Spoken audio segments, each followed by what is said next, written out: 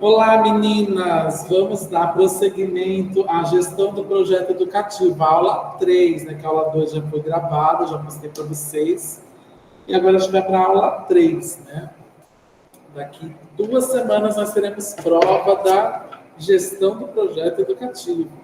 Espero que o projeto de ensino de você já esteja desenvolvendo, né? Nós temos aqui a Adriana, que entrou no truque, não falou nada, também não me disse o tema dela.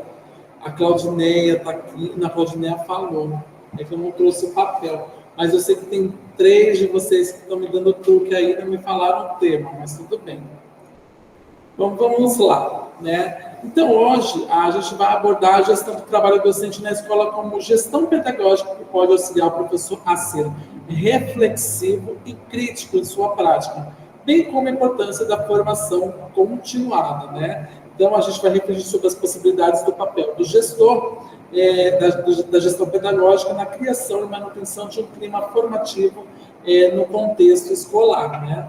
Hoje também, depois, nós iremos falar sobre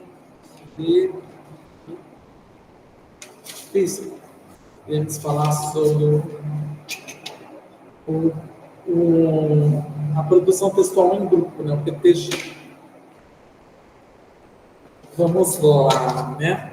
Bom, para contextualizar, aqui de início nós já temos uma pergunta, né?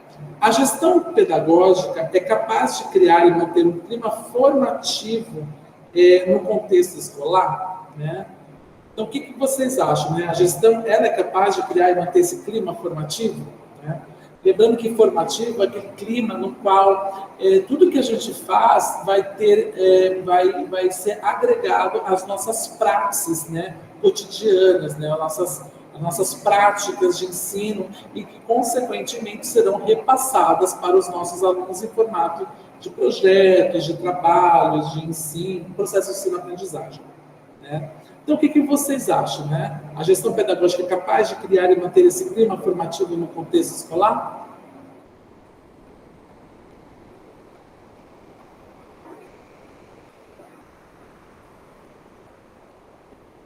Boa noite, Cris. Boa noite, Cláudio. Falei de você agora há pouco, antes de começar a gravar.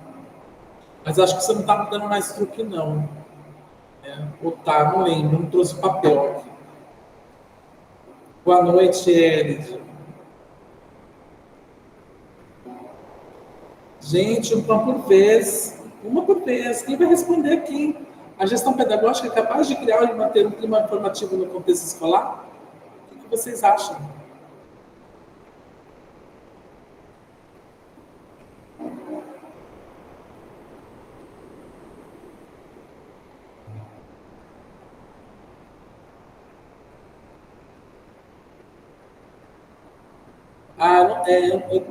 Eu disse que, não sei, eu não lembro se você está me dando truque, né? Em relação ao relatório, o projeto de ensino, né, o TCC, né? Não lembro se está me dando truque com o tema. Eu sei que aqui, com certeza, quem está dando truque aqui é a Adriana, né? Ela está me dando truque. Mas não lembro se você e a Neide estão me dando truque, né? Estão fugindo, né? Sabonetando, para não me dizer qual é o tema.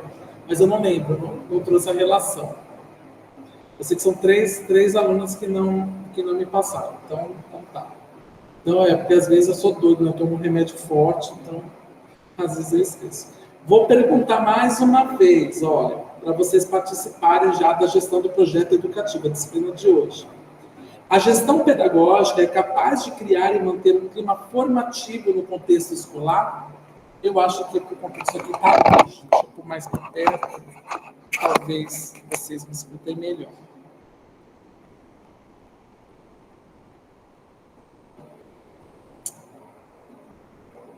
Ela é capaz de criar? Por que ela é capaz de criar? Me contem por quê, né? Sim, não é muito pouco para poder desenvolver. Vamos desenvolver melhor esse sim ou esse não. Por quê, Cláudio? Por que a gestão é capaz de criar e manter esse clima formativo?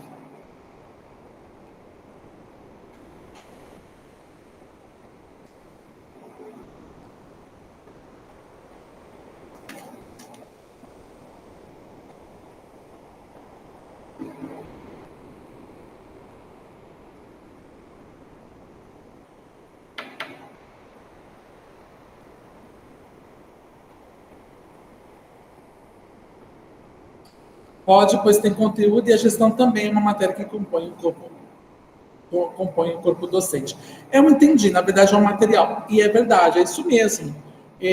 Inclusive, a gestão pedagógica, como o nome diz, ele gerencia, né, a parte do ensino-aprendizado, né? Ele pode até não estar relacionado diretamente lá com o aluno, mas eles estão gerenciando os conteúdos os processos, né? Eles estão facilitando isso para os docentes.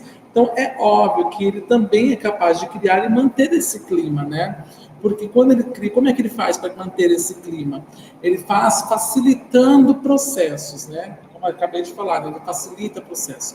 E quando ele facilita esses processos e facilitam essas formações, esses novos conhecimentos para com os docentes, então isso acaba criando um clima organizacional, um clima pedagógico propício para poder se criar novos meios de levar o ensino de modo mais contextualizado, por exemplo, né? Claudinha que completou, o trabalho em parceria, né? Isso mesmo, é um trabalho de parceria, né?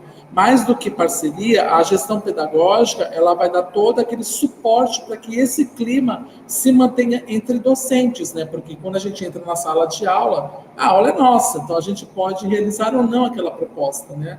Mas quando tem uma gestão pedagógica mais atuante, é um dos trabalhos dele manter, né, dela, né, dessa gestão, é manter essa harmonia, né, de clima formativo, tá?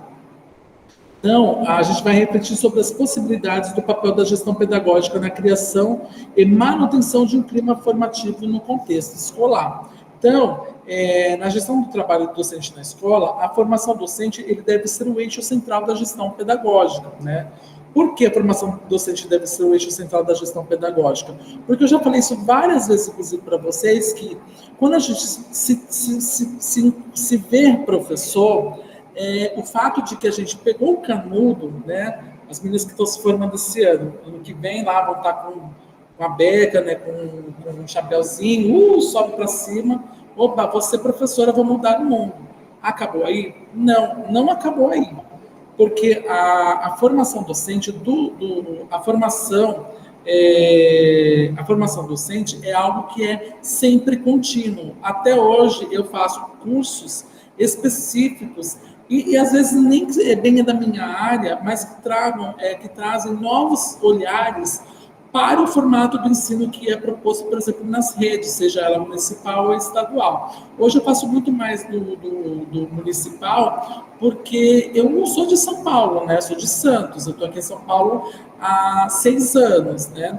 E morando efetivamente há 6 anos, né? E eu estou na rede municipal há 4, vai fazer 4 anos no final do ano. Então, é muito diferente das práticas que eu tenho, por exemplo, no Estado, né, que eu estou lá desde 2007, né?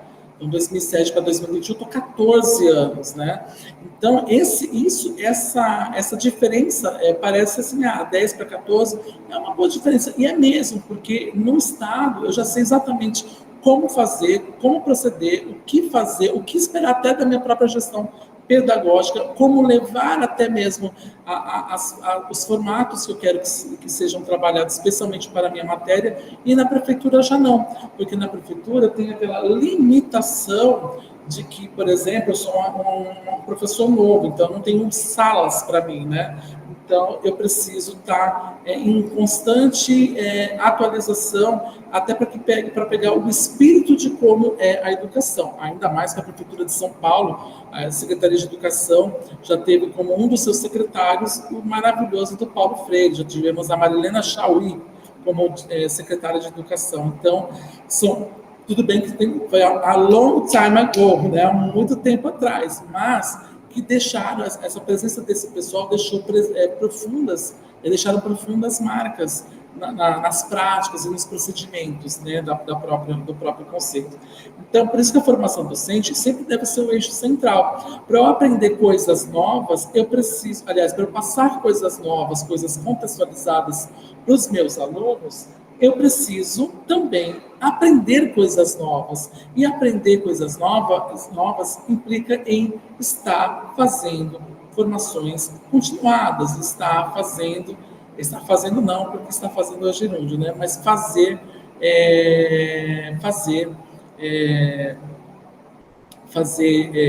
é, conteúdos, me interar de conteúdos através de cursos que vão agregar valores à minha praxis diária, né? Então, o excesso de atribuições do coordenador pedagógico, ele dificulta também a sua atuação como formador, porque a primeira coisa que a gente tem como ideia, inclusive, né, mudando um pouco da questão da formação, é que o coordenador pedagógico, ele é o chefe dos professores. E eu já falei isso, ele não é chefe dos professores. O coordenador pedagógico, ele é um facilitador. Ele é um facilitador ligado à direção da escola e que faz essa articulação do currículo, a satisfação do currículo previsto no PPP da escola, né, que é o documento que norteia todas as ações pedagógicas de dentro da instituição, e que ele vai fazer isso apoiando os professores, né? Dando esse suporte, né? Então, só que quais são as atribuições do coordenador pedagógico, né? O coordenador pedagógico tem como ter como praxis, né? A ação, a atividade livre e criativa, né? Porque, especialmente quando a gente cria a partir de algo que é nosso, pode ter certeza, a gente se torna muito mais criativo do que simplesmente pegar algo que é pronto e eu tenho que formar a partir dele. Eu até posso usar ele como modelo, mas não necessariamente como o formato quase que pronto para que eu possa contextualizar. A contextualização, ela só de fato acontece quando há essa liberdade, quando eu consigo desconstruir o que vem quase pronto, né, e reconstruir aos olhos das necessidades do meu aluno, né? Então, a praxis também é por meio pela qual o homem produz e transforma o mundo em si. Porque a praxis, né, como o nome praxis quer dizer prática educativa, né? Então, a gente, quando tem uma prática educativa, a gente consegue produzir e transformar o mundo. Não todo mundo, né? A gente gostaria de ser como a Miss, né? As Misses, né? O que você mais quer no mundo, né? Quero a paz mundial, né? Óbvio que nós não somos como as Misses, mas a gente consegue mudar parte do mundo, né? Uma parte pequena, é verdade, mas a gente consegue fazer essa mudança. Imagina vários de nós fazendo essas pequenas mudanças no cotidiano de cada escola, né? E a praxis é uma atividade humana que torna diferente dos outros seres, né? Então, a praxis é algo que só existe nos seres humanos, porque o homem é o ser da praxis, né? Porque a gente consegue raciocinar. A gestão pedagógica, né, então, para adentrar quais são as funções, ela atua na perspectiva emancipatória, né, do nosso alunado. Ela promove possibilidades de desenvolvimento para professores e alunos. O gestor pedagógico também deve passar por formações, né, só porque ele chegou lá e acabou. Nunca vou esquecer da coordenadora que eu tinha, que achou um absurdo fazer uma prova para poder avaliar o que ela ainda sabia de conteúdo da disciplina dela. Eu sempre acho um absurdo o professor não saber o conteúdo do aluno. Ele pode não saber tudo, é óbvio. Nós não somos robô, nem um livro que tem lá todas as respostas do mundo, né? Como eu falo para os meus alunos. Eu não sou um Micaelis, então não adianta vir com umas expressões, com algumas palavras que, obviamente, não é do meu dia a dia, eu realmente não vou lembrar. Mas eu tenho que saber o cerne, sabe aquela parte mais nobre? Eu tenho que saber o cerne da minha prática educacional, né? Assim como também o coordenador pedagógico, o gestor pedagógico, que também tem que estar antenado aos novos processos educativos que existem nas escolas, né? E quando eu falo nas escolas, não é só aquela escola que é do lado da nossa, mas realmente na rede toda, né? No estado, ou até mesmo procedimentos que são vitoriosos em outras escolas. Mais uma vez eu repito, não é pegar aquele modelo semi-pronto e, bom, vou plantar aqui, né? Igual a minha diretora do ano passado, que ela quer porque quer colocar na escola, a escola da Ponte, ela mirou na escola da Ponte e ela acertou, foi no forrobodó do bar de esquina, né? Ficou, enfim, né? Vou nem falar o nome da bonita, porque só para não me comprometer. Então, eu preciso estar antenado com aquilo. E quando eu pego esses modelos, eu não vou trazer simplesmente, coloquei. Não, eu tenho que olhar, eu tenho que ver o que eu posso utilizar aqui de modo que vai agregar aquela comunidade escolar na qual eu estou inserido, né? E é aí que aparecem essas criatividades que eu falei, essa ação livre, né? Essas ações, né? Essas atividades que podem fazer essa transformação na própria gestão. Né? E, por fim, a gestão pedagógica tem que resolver conflitos, a autoavaliação, ter autoavaliação, né? Se autoavaliar nesses conflitos, principalmente, construir a identidade profissional, porque eu não vou ser igual, eu como coordenador pedagógico, não fui igual aos meus coordenadores, né? Antigos. Lógico, eu tive Dona Deise, maravilhosa, amo Dona Deise. E olha que ela não foi nem minha coordenadora direta, né? Só trabalhamos na mesma escola, mas ela não foi minha coordenadora. Mas quando eu fui coordenador pedagógico, eu mirei no exemplo dela, na doçura dela, no trato dela com os alunos. E eu achava engraçado que ela era super doce, mas tinha dias que ela ficava brava e eu tinha medo. E olha que foram poucas vezes, mas eu tinha medo. Então, a gente mira, óbvio, em algum exemplo da gente. Né? Assim como eu me miro nos meus professores do fundamental para ser o professor que eu sou hoje, assim como eu também miro em alguns professores meus da faculdade, a maravilhosa Denise Durante, que eu sonhei ser ela quando eu crescer. E, enfim, então mirar, ter ótimos exemplos, mas eu não vou simplesmente ser a Dona Deise, ser, por exemplo, a professora Denise Durante. Não dá. Não tem como ser alguém, né? O que eu posso fazer é tentar me espelhar em atitudes delas e criar a minha própria identidade profissional com as minhas características a partir desse olhar que eu tive das ações delas, né? Bom, a formação do professor, né? Como eu falei, o professor é um sujeito que nunca pode parar de estudar. Jamais, né? Nunca. Então, a formação dos professores tem algumas lacunas que precisam ser preenchidas, né? Como a formação de professores que não promovem reflexão, que isso é um problema, porque não é simplesmente, escolhi um curso, vou fazer porque achei bacaninha. Beleza, é assim, na verdade, eu não sou parâmetro para nada, porque aparece um curso, já estou fazendo, né? Já estou fazendo, então não tem muito parâmetro, né? Mas faço o que eu digo e não faço o que eu faço. Mas também, porque vocês sabem, eu não bato bem, né? Então, aí esse plus que dá para poder dar aquela acalmada no coração. Então, mas como que não traz uma reflexão?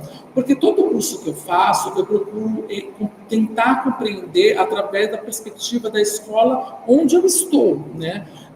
Tentar compreender o que aquilo vai de fato agregar na minha praxis cotidiana, né? O que eu vou fazer no meu dia a dia que vai fazer, aquele conteúdo vai fazer a diferença.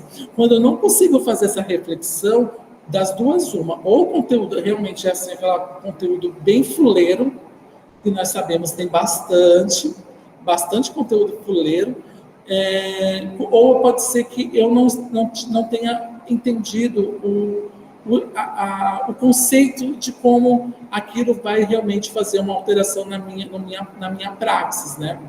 Então, esse é um problema, e é uma lacuna que precisa ser preenchida, porque, óbvio, a gente pode fazer qualquer tipo de curso, mas ele tem que ter algum tipo de significado ao final, né? Ele tem que fazer alguma alteração, né? É como eu falo, você entra em um curso com um status quo, né? Um status inicial.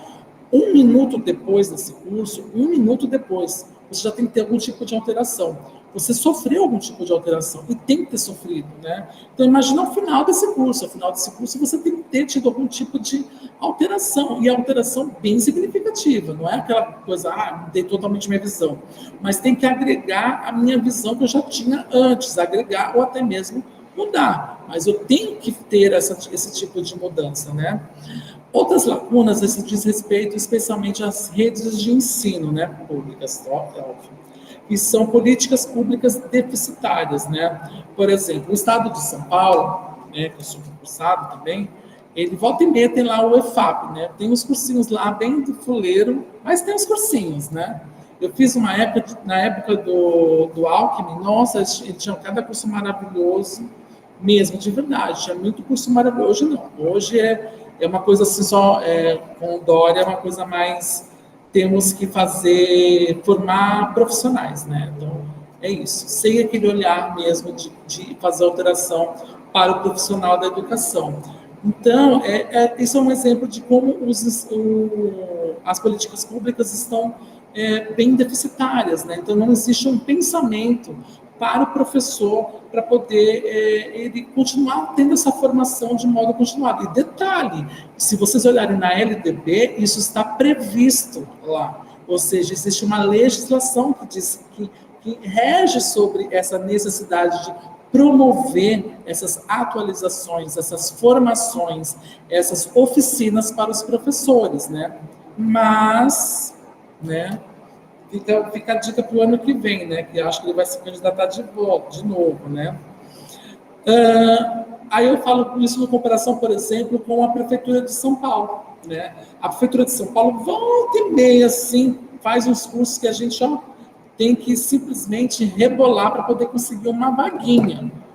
Eu falo que é uma vaguinha mesmo, sabe? Aquela vaguinha bem pequenininha, tem que conseguir, porque são, sei lá, 10 mil professores, 15 mil professores, não, 10 mil professores, são 25 vagas, né? Mas ela pelo menos faz, né, alguma coisa, né? E especialmente em conjunto com os sindicatos, né? Que promovem muitos cursos de professores de forma gratuita. Eu mesmo esse ano, deixa eu ver, só pelo sindicato, deixa eu ver, 10, 11, 12, 13, 14, 15, 16, 17, 18, 19 mais 10, 29 cursos. Só esse ano até o mês de agora, né? Amanhã abre mais uma inscrição, eu estou lá me inscrevendo, né? Óbvio. Vocês acham que não? Claro que eu vou me inscrever. Então, isso mostra que algumas vão ter um êxito muito bom, mas ao passo que outras não. Então, por exemplo, a Prefeitura de São Paulo investe bastante, já é meio que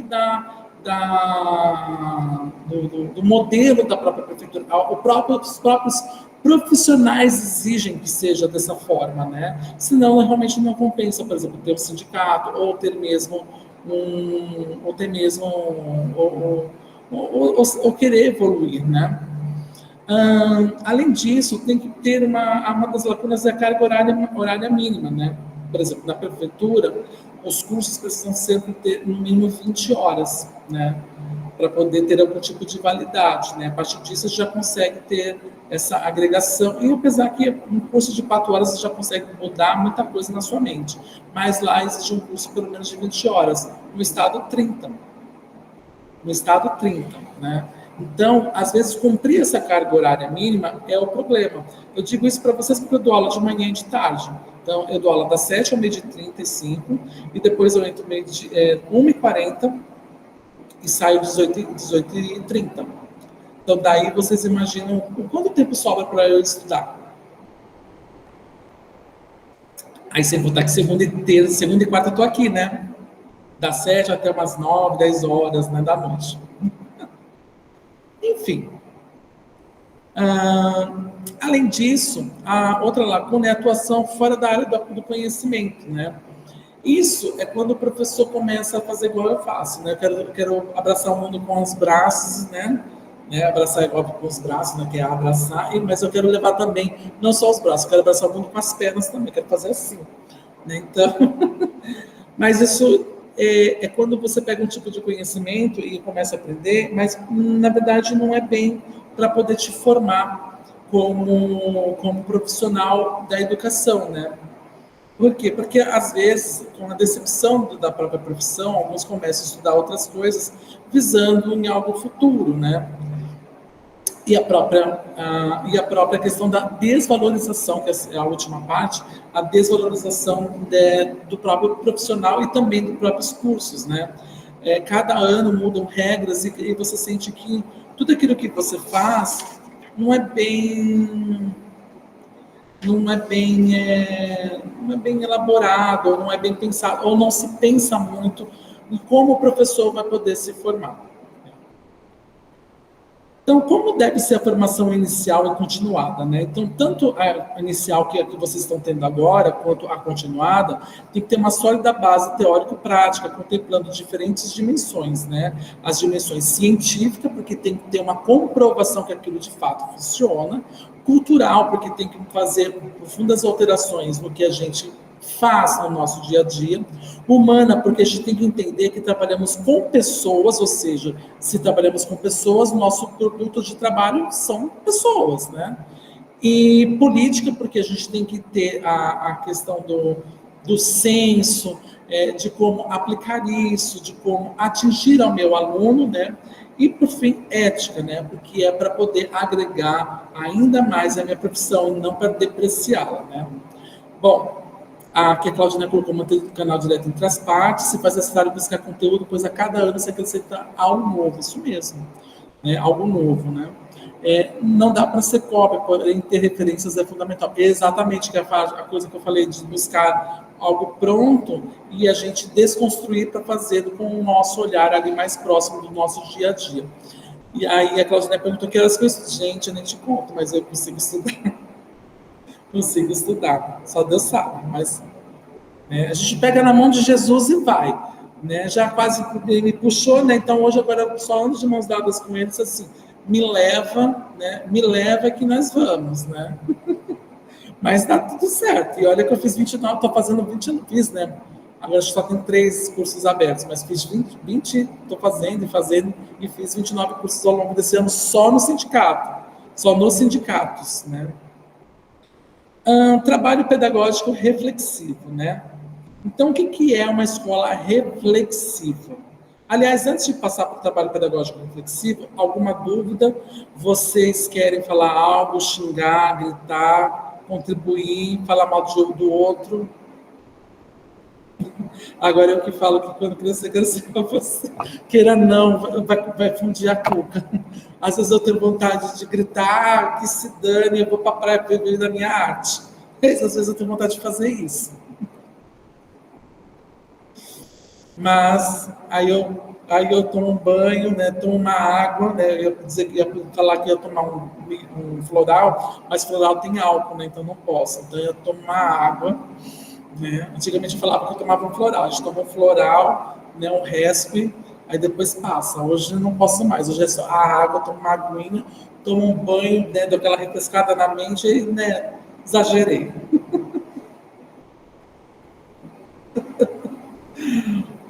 Bom, a escola reflexiva, ela tem que ser a centralidade das pessoas e o poder da palavra é o que vai fazê-la funcionar. Por quê? A reflexão, a escola reflexiva nos remete à reflexão. É, de fato, transformar não só o professor, mas principalmente os alunos em seres pensadores, né? Seres críticos da sua própria realidade. Não só da realidade como um todo, mas da sua própria realidade. E, a partir dali, buscar por mudanças positivas ou fazer alterações que eles acham que se fazem necessárias para as suas vidas, né? Necessárias para as suas vidas, né? A escola reflexiva também promove uma liderança, uma racionalidade e o pensamento sistêmico, né? A liderança, né? Porque aí ele vai ser dono do seu próprio caminho, ou seja, vai criar essa coisa mais autônoma, né? A racionalidade, como eu falei, do pensamento crítico, né? Vai fazer os alunos pensarem, né? E ter o pensamento sistêmico, né? Que é um pensamento que vai funcionar como um sistema, no qual o que você está pensando, o que você está idealizando, vai ser o motor propulsor das suas ações. Porque aí você não vai ficar só no campo dos pensamentos, né? Só dos ideais. Você já vai fazer isso, fazer acontecer, né? A escola reflexiva também promove a escola em seu próprio projeto, né? porque isso tem que estar constando no próprio PPP da escola, mostrando essas mudanças bem consideráveis, né? E também encorajando os seus professores, os seus profissionais como um todo, a serem também seres reflexivos, né? E ele transita entre o local e o universal, porque a escola está inserida numa realidade. Sempre eu falo isso da contextualização, ela está numa realidade. Só que a gente está também numa realidade maior, né? Eu não estou só na realidade do meu bairro, eu estou na minha realidade também da região do bairro, né, que aqui em São Paulo é grande, então dá para dizer que é a região do bairro, né? Eu também tenho que pensar na realidade da minha cidade, por exemplo, estamos numa região metropolitana, então a gente tem que pensar na realidade da nossa região metropolitana, do nosso estado, do nosso país e, por fim, do nosso continente e, por fim, do nosso mundo. Então, eu não posso simplesmente só passar aquilo da minha realidade ali. O que está ali no meu dia a dia é muito, muito importante, mas, ao mesmo tempo que é muito importante aquela realidade, todas as outras também se fazem importantes. E, por fim, é uma educação voltada para a cidadania, porque quando a gente forma cidadãos que estão em consonância, né, com os seus direitos, né, com o conhecimento pleno dos seus direitos, porque a gente sabe muito dos nossos deveres, mas quando a gente tem consciência plena dos nossos direitos, a gente consegue exercer, sim, a cidadania. Além dessas 5, tem outras 5 que formam a educação reflexiva, que é a articulação político-administrativa, que aí vai estar muito mais voltada à questão da própria, do processo de gestão da escola, né? E quando eu falo da gestão da escola, não é só a gestão pedagógica, também é a gestão geral, né? O gerenciamento global da própria escola, né? O protagonismo do professor e do profissionalismo, né? Porque o professor, ele não é o detentor do saber, mas ele precisa ser protagonista até para que ele consiga ser um exemplo para que seus alunos também possam ser, tenham a mesma noção de como ser tal como ele, né? E ação, a gente tem o que chamamos de ação refletida, no qual a gente vai se espelhando no outro, que é o que falta hoje muito à educação, né? Não vou dizer que falta muito, mas está muito raro, né? Está muito raro isso, né? Antes era muito mais latente isso no nosso dia a dia. E isso dá a ideia da escola em movimento, porque se as pessoas evoluem, a escola também. Então, se ela evolui, ela está em movimento. Ela está se organizando, olhando para o seu futuro, né? Então, dá essa ideia da escola em movimento. E, além do desenvolvimento ecológico, escola em aprendizagem, né? Para a gente consiga compreender como conviver no mundo sem destruí-lo mais, né? E a escola não é só um lugar no qual você apenas aprende conhecimentos. Você realmente aprende conhecimentos, mas você também traz conhecimentos para elas, especialmente para os professores. A Claudinha colocou, agora é mais competição do que comunhão. Exato. É mais competição.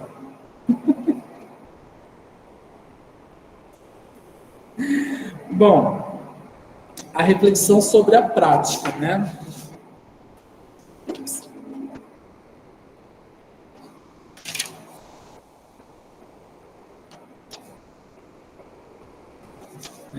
Bom, o Donald Schoen, né, que é um teórico, ele diz o seguinte, que a escola, né, especialmente para que ela tenha esse pensamento reflexivo, ela tem que fazer essa reflexão na ação que ela realiza dentro dos processos educativos. Ou seja, eu já acho que já havia falado isso para vocês, tudo que a gente faz tem que ter uma intencionalidade, né?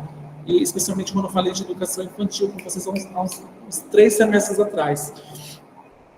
E é verdade. Então, tudo que eu faço com o meu aluno, as minhas ações que eu vou ter, eu preciso ter uma intencionalidade. E isso vai fazer esse reflexo aparecer. Só que, além da reflexão na ação, eu preciso ter uma reflexão sobre a ação. Por que eu estou fazendo isso? Por que eu devo fazer isso? Eu faço isso por tal motivo. É desse formato porque vai desenvolver tal coisa. Então, isso nós chamamos de reflexão sobre a ação. E mais ainda, para poder fundir um pouquinho a cuca, a reflexão sobre a reflexão na ação, né? Ou seja, lembra do primeiro que eu tenho que ter uma intencionalidade no que eu faço? Então, eu tenho que, além de ter essa intencionalidade, refletir nessa intencionalidade, eu tenho que refletir sobre as possíveis intencionalidades que eu posso lançar mão no meu processo educativo. Então, essas noções de reflexão, será que elas têm lugar na prática docente? O que vocês acham? Que ela existe de fato essas noções hoje, olhando para os professores? O que vocês acham?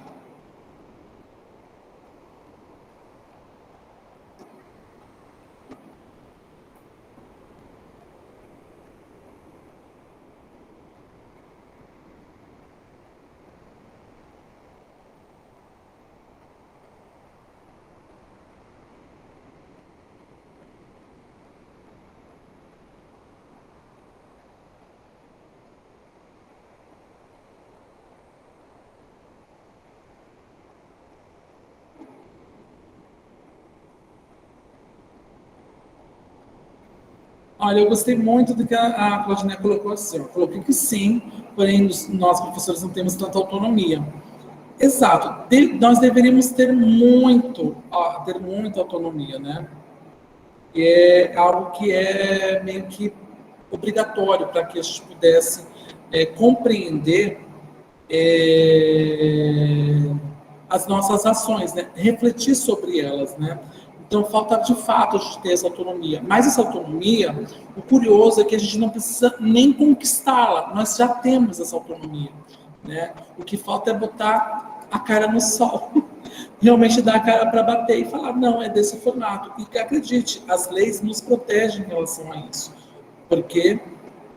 Porque a gente a gente acaba não enfrentando muitos professores, os gestores, pelo fato de que muita gente, por exemplo, não é como eu, que é efetivo.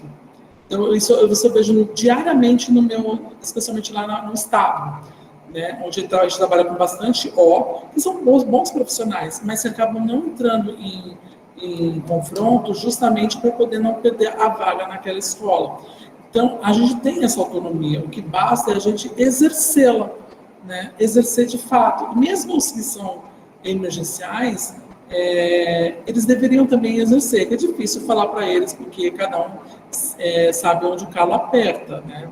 Mas o que a gente vê é que falta muito dessa autonomia a todos, né? Eu já sou daquela da pá virada, né? Já não me pergunto, já estou fazendo. Depois eu vejo, tá, já comecei a fazer assim mesmo. Não gostou? Ouvidoria. E a Claudinei colocou assim, ó, é um pouco de comodismo nosso mesmo como corpo docente. Sim, até porque a gente tem, não sei o que acontece, na verdade até compreendo alguns colegas, né, de que ser professor às vezes meio penoso, e não deveria ser, tem que ser algo prazeroso. Eu gosto de entrar em sala de aula, especialmente com crianças e adolescentes, eu gosto mesmo, não tenho nenhum problema. Tem gente, não gosto de dar aula para adolescente, não gosto de dar aula para criança. Eu acho mais difícil dar aula para adulto. Para adulto é mais difícil, né? Mas eu gosto de estar no meio dos alunos, né? E acaba fazendo comodismo porque a gente tem que fazer exatamente aquelas mesmas coisas. Eu faço exatamente aquelas mesmas coisas, só que eu dou aquele toque Lucas de ser, né? Eu dou uma florida ali que eu trago junto, justamente para que eles sintam a verdadeira absorção do conteúdo, né? Então, a reflexão na ação, o professor realiza enquanto está executando, né, na sua prática, né? A reflexão sobre a ação, ela repensa as ações passadas para tomar novas decisões. E a reflexão sobre a reflexão da ação, o professor reflete sobre a reflexão anterior para construir o conhecimento. Já a formação continuada, ela é utilizada hoje através de alguns nomes, né? É chamada de reciclagem, treinamento, aperfeiçoamento, mas também vem com o nome de oficinas pedagógicas ou até mesmo com formação pedagógica, né? Então, a formação continuada dos professores hoje deixa a desejar em muitos momentos quando não considera essa formação como processo, mas sim como cursos isolados, treinamentos pontuais, extensão da forma inicial sem correlação com as experiências, né? As instituições que vendem treinamentos são as que mais comuns, né? Basta é que vocês não estão em grupos de professores. Eu estou em grupos de professores de troca de conteúdo. Meu Deus, o que mais tem são essas instituições que vendem esses treinamentos. E são os treinamentos tão furrecas que não dá nem para te dizer. Eu já digo até o nome de uma para vocês fugirem, tá, gente? Favene, tá? Favene, fuja, que é o O. Meu Deus do céu. Eu não tenho nem vontade de... E olha que eu nem vi o conteúdo, mas só pela forma como eles abordam a gente, eu já fico meio desconfiado. E além das próprias iniciativas governamentais, quando elas fazem, às vezes não fazem de modo completo. Felizmente, nas redes onde eu estou, tanto do Estado quando oferecia, e hoje da Prefeitura, tanto pelos seus sindicatos e a própria Prefeitura, eles até satisfazem muito bem. São cursos maravilhosos que a gente acaba fazendo, colocando mão na massa, fazendo boas transformações, mas nem sempre é assim. Então, o processo de formação contínua, ele inclui formar e se formar, né? Porque não basta apenas fazer o curso, eu tenho que formar, né? E me formar, né? Eu tenho que me sentir que, de fato, houve agregação de conteúdo. Lembra que eu falei mais cedo? Quando a gente vai fazer algo, ele precisa ter um tipo de alteração nas nossas práticas, né? E essas alterações, elas não precisam ser aquelas bem profundas, mas ela tem que trazer algum tipo de olhar novo sobre algo daquilo que ela está ensinando, né? Então, o cotidiano não é uma mera repetição da rotina, né? Porque tudo que a gente faz hoje, que aprende hoje, ele está ultrapassado, ele está defasado. E a gente vai só conseguir essa atualização através das ações que realizamos em formação e conseguimos colocar essa formação na nossa prática docente, na nossa praxis, né? Então, a gente tem novos modelos versus velhas práticas, né? Porque o John Dewey disse o seguinte: quando se diz que um professor tem 10 anos de experiência, será que ele tem mesmo? Ou tem um ano de experiência repetido 10 vezes, né? Então, é isso que a gente tem que imaginar. Quando a gente vai acessar uma turma, eu não tenho que usar as mesmas modalidades todos os anos. São turmas diferentes.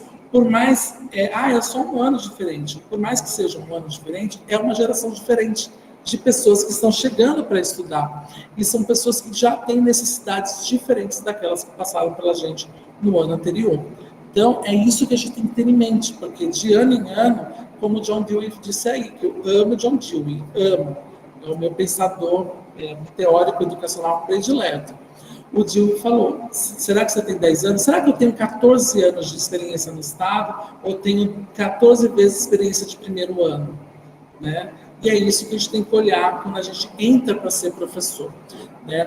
A formação contínua, ela pode ser feita de duas formas, né? Através da autoformação e da emancipação, né? A autoformação é quando a gente se apropria e se reapropria de conhecimentos, é quando a gente, de fato, olha assim, gostei disso, preciso me aprofundar nisso, então eu vou atrás, sem esperar por outras pessoas, pelos outros pelos professores, me trazerem esses conteúdos. Eu simplesmente vou me adentrar. Teoricamente, a educação à distância, como vocês têm aqui, não digo aqui na Anhanguera, digo em todas as educações à distância, em todas as instituições, a ideia é de que eles te dessem um conteúdo que é básico e vocês olhassem e procurassem mais sobre aquilo que mais te interessou. Precisa ser outra leitura? Não, pode ser vídeos, pode ser palestras, pode ser cursos, outras coisas que vão agregando aquilo que é apenas o básico. O que você vê aqui é apenas o básico. A gente tem aprofundamento do básico, mas ainda é básico. Tem coisas que você pode aprofundar mais, ter mais conhecimento, né? Aqui a gente vai trabalhar sempre com os conteúdos mais básicos, né? Então, quando você tem essa visão de procurar mais, querer saber mais sobre aquilo que você está aprendendo, a gente muda completamente a nossa visão de como estudar. E a da emancipação, que é a criação, recriação da vida e a possibilidade de fazer escolhas, né?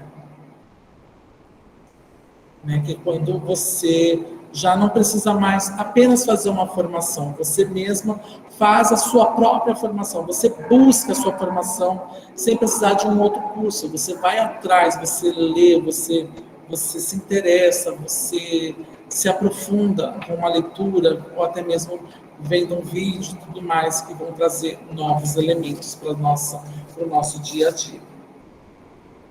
Então,